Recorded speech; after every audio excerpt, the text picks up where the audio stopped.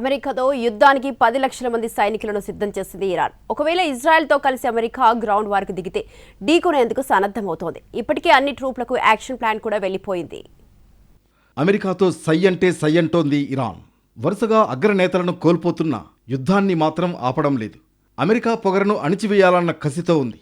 ఇప్పటికే మిసైళ్లతో అగ్రరాజ్యానికి చుక్కలు చూపిస్తున్న ఇరాన్ ఫేస్ టు ఫేస్ ఢీకొట్టేందుకు రెడీ అవుతోంది. ఇందుకోసం 10 లక్షల మంది యోధులను సమీకరించింది.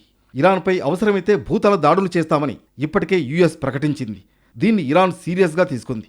ఒకవేళ ఇజ్రాయెల్తో కలిసి తమ భూభాగంలోకి అమెరికా దళాలు చొచ్చుకొచ్చే ప్రమాదం ఉందని గ్రహించి ఆ దిశగా ప్రిపరేషన్ మొదలుపెట్టింది. ఇందుకోసం యుద్ధంలో పాల్గొనేందుకు యువతను ఆహ్వానించింది. అమెరికా ఇజ్రాయెల్పై పీకల దాకా కోపంతో ఉన్న యువత పెద్ద సంఖ్యలో ముందుకొచ్చింది. ఈ పోరాటంలో పాల్గొనేందుకు దరఖాస్తులు చేసుకుంటున్నారు.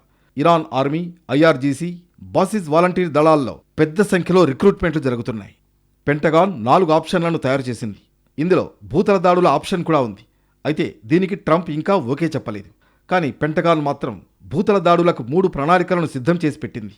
మొదటిది కెష్మ్ ఐలాండ్ను స్వాధీనం చేసుకోవడం, రెండోది కార్గ్ ఐలాండ్పై దాడి చేయడం, మూడోది ఇరాన్ అణుసదుపాయాలపై రైడ్ చేసి సుమారు 400 కేజీల యురేనియంను స్వాధీనం చేసుకోవడం. అయితే భూతల దాడులకు దిగడం అంత ఈజీ కాదు.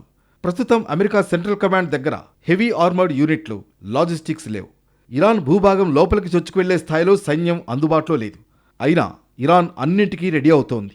తమ దీవులపై దాడులు చేస్తే బాబ్ ఎల్ మాండెబ్ జలసంధిని సైతం మూసివేస్తామని ప్రకటించింది ఇరాన్. ఈ జలసంధి ప్రపంచ వ్యాపారాల్లో అత్యంత కీలకం.